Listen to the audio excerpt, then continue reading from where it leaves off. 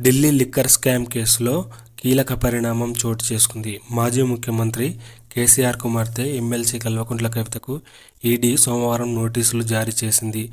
అందులో మంగళవారం అంటే ఇవాళ విచారణకు హాజరు కావాల్సిందిగా నోటీసుల్లో పేర్కొంది. దీంతో మరోసారి తెలంగాణలో రాజకీయాలు ఆసక్తికరంగా మారాయి. అయితే కవిత విచారణకు హాజరవుతారా లేదా అనేది సస్పెన్స్గా మారింది. ఇదిలా ఉండగా గతేడాది మార్చిలో కవితను ఈడీ పలుమార్లు విచారించింది. ఈడీ నోటీసులపై ఇప్పటికే కవిత సుప్రీంకోర్టును ఆశ్రయించింది. మరోవైపు లిక్కర్ స్కామ్ కేసులో ఢిల్లీ సీఎం అరవింద్ కేజ్రీవాల్ కూడా ఈడీ నోటీసులు జారీ చేసింది. కవితకు ఈడీ నోటీసులు జారీ చేయడంతో ఈసారి ఆమె అరెస్ట్ అవ్వడం పక్కా అని బీజేపీ రాష్ట్ర నేతలు అంటున్నారు. కవితకు ఈడీ నోటీసులు జారీ చేయడాన్ని మీరెలా చూస్తారు? ఆమె ఇవాళ విచారణకు హాజరవుతారా లేదా? ఒకవేళ విచారణకు హాజరవుతే నిర్దోషిగా బయటకు వస్తారా? కమెంట్ చేయండి. ఇలాంటి మరిన్ని ఇంట్రెస్టింగ్ వీడియోస్ కోసం మా ఛానల్ని సబ్స్క్రైబ్ చేసుకోండి.